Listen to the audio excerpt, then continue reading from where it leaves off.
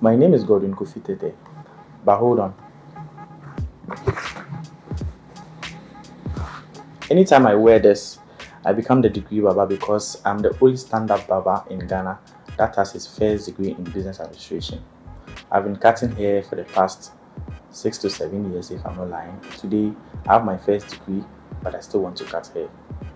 Most of my colleagues didn't understand why I would be in school and be cutting hair because the stigma alone is very huge. You have a lot of people see you on campus and call you by names. Sometimes they just scream, "Hey, Baba!" You understand? Sometimes it kills my spirit. But it is now that I realize that back then, when they were doing that to me, they were actually promoting me. Because when they scream in public, "Hey, Baba," some people who are curious go by, "Is he a Baba?" They go like, "Yes, he's a Baba. And he's in school. He cuts hair in the hostel." So they kept on selling me to people indirectly. They didn't know. So it goes a long way to affirm what they say. There is a grace in every disgrace. I didn't want to just finish school and start work. I want to be that kind of a barber who has been through all the processes in school. Go to school, finish school, do your service, and pursue your dream or start up a business. I actually took this idea from a book I read, Rich Dad Poor Dad. Go through school and start a business. Don't go looking for a job, because when you create jobs, you give opportunity to other people to also have jobs.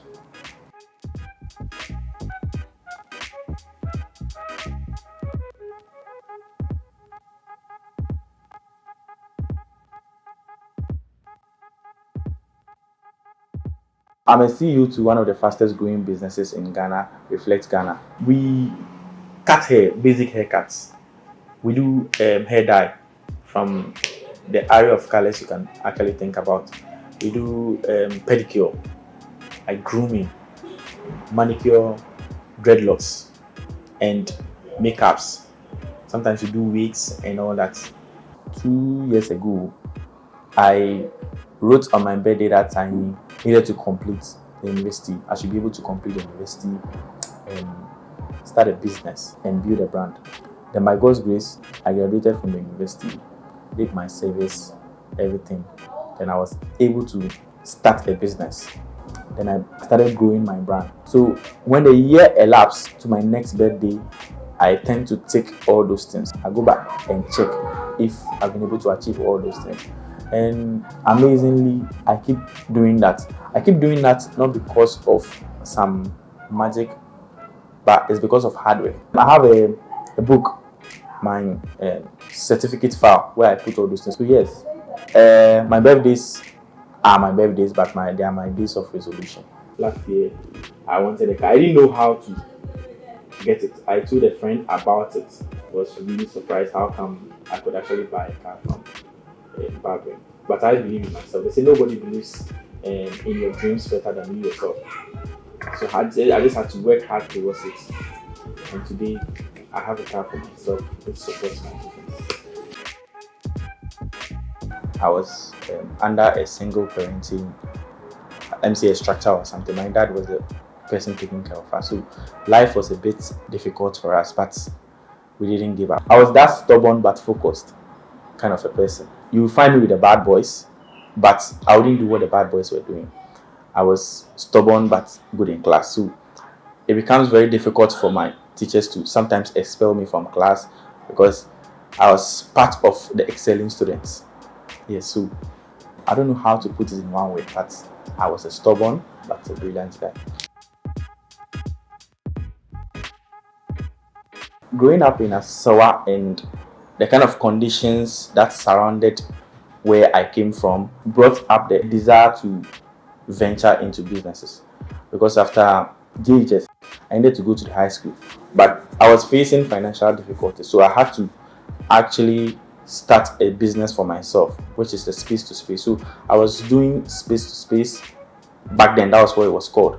Now they call it like credit card. I was selling credit card, phone call cards, in order. So it had that impact on my life. When I completed high school, I wanted to continue to the tertiary, but it was still difficult for me to go because of money. But most of my friends were going to school. Right after school, when like the results comes up, like you have not failed your papers, you have passed so well, where your friends are going to school, but you are home because of money. I think that has had impact on who I am today because I didn't give up. Whilst my friends were out going to school, I started doing business like I'm doing now. I didn't stay at home. I just took my blades and my comb and started moving around to cut friends. I happened to be with a school dad who was a barber. So I was the one doing all the errands for him. From buying his barber supplies, cleaning the place after he's done cutting, because he was the go-to person. Everybody wanted my school dad to cut their hair. He was very perfect at it. And at a point, I realized that he was making some good money out of what he does. Then I started thinking, what happens when my school dad leaves school and nobody cuts their hair again? I would want to be his successor. Like when he goes out, I should be the one to take over the job. So I started studying him, but he didn't know. Then at one time when he was like very busy and one guy needed a quick haircut, then I offered to cut his hair. My school dad was surprised, but my school was a place where anybody who held the blade and the comb was presumed to be a barber. So he sat, I did a haircut, but it wasn't that perfect. I've been doing that, and then I became so perfect with the comb and the blade. I became a household name in school. Everybody wanted Close Up. That's my nickname in school, Close Up, to cut their hair. So I went to a barber shop one time. Then the barber was cutting the hair, and I told him that I'm a good barber, I could cut hair. Then he laughed. Then he was like, do you think using a comb is the same as using a blade? I was like, no, I could do this. I should be able to prove this guy wrong. One day, I should be able to use the clipper to cut hair. Then one time I did a free haircut for a friend. Doing the free haircut for him, he said he went home and his brother realized that his haircut was too clean. Then he was like, if there was a barber in this town who does this good job, then he wants me to what? Cut his hair. And they are about opening a barber shop. So if I was ready to work with them, they are going to employ me. But before then, I needed to impress that guy. I'd never used the clipper, honestly, to cut hair before. But when I was asked, have you ever used the clipper before? Because I was well known with the blade and the comb technique.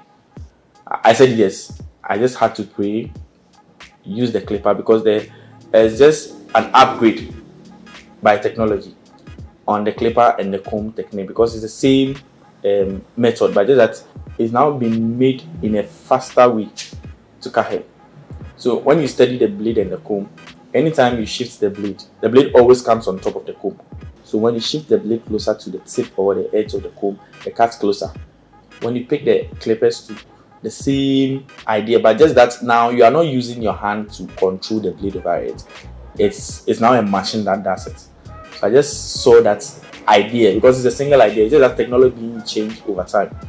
I just applied that idea, cut his hair, then used my normal regular blade over comb to finish the haircut, and he was so impressed. Then I had my first job. I worked over there, made some money, helped my daddy to pay my admission fees into the university. My daddy wasn't supporting the idea of me going. He said I should just find a job and do, because there wasn't money. But I wanted to go to school because I had good grades. I couldn't forgive myself if I'm at home and my friends are in school. So there was an agreement. I'll go to school, take care of my books, food, whatever. My dad is only going to take care of my school fees. So I bought a clipper, got to the university, made some few friends, started cutting them. I again became the household name in my hostel. People could be in their rooms, first floor, second floor, third floor, screaming my name. I need a haircut. I was moving from door-to-door cutting people. Then I graduated from UPSA, had a banner, the Barber with Degree, and posted on social media. Right now, social media has been like a very played a very fundamental role in me being Degree Barber, because the first day I posted on Twitter, everybody started jumping on my stories. CTFM, T3, like most of the media houses started jumping on my story. And today, I'm the Degree Barber, not just the Degree Barber, but the Barber in the hearts. After school, after my service, I started saving. I was not only cutting hair. I was selling phones, selling shoes, retailing anything I find around me. I try to retail. Everything is business about me. And I think financial discipline has also got me this far, because I was having friends who were doing same thing as I was doing, not necessarily barbering, but they were also like merchandising a few things, and whatever money they made out of it, they were spending it on unnecessary things. But I had to save, so I become what I want to be. Like, I achieve what I want to be. I needed something that could sustain me. And today, by God's grace, I have this place. I don't know what the future holds, but I know it's greater and better than what I have now. My daddy actually said that sometime back. It was like, my son, if you want to become a barber, why all the stress go through school? But one thing you don't know, or most people don't know, is that school it's not just about learning. It's not just about reading books. It's a place where I describe as a place of creating a network. Because my business today has started with my friends I made in school. Because everybody needs a haircut. I studied it in class that customers and employees are the backbone of every business. So my customers are very key. You see, I always say that I'm living a practical life of what I actually studied in class. You know, the feeling when you finish cutting somebody's hair, even though they are going to pay you, but after paying you, they go a long way to keep thanking you, not just in a barber shop, but when they move out, they tell their friends about it, bring friends. You come together and create a very huge family. I call my clients family, because when they come, it's not just about a barber-client relationship. It goes beyond. In social media, I don't play with, because we are living in a generation where social media is key to the growth of every business, not even every business, anything you are doing.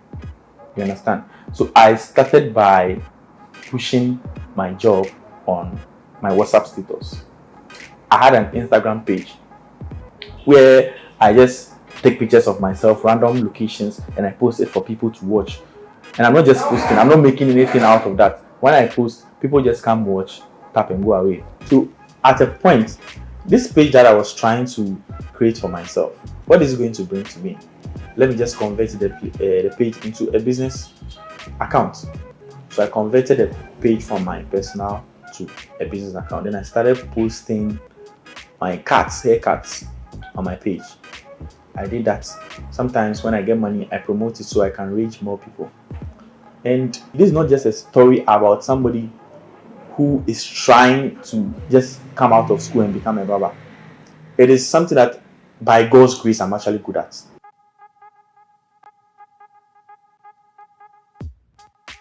From building a place like this, managing people is a very difficult task to do. It's not easy.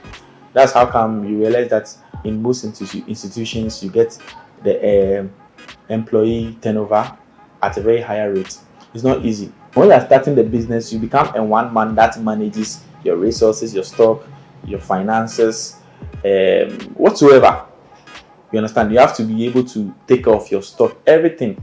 You manage all those things. So it's more about the preparedness and sacrifice. You understand? A friend sent me a text sometime. He was reading and he told me that entrepreneurship he read is about passion and sacrifice. That's how come most entrepreneurs sail through.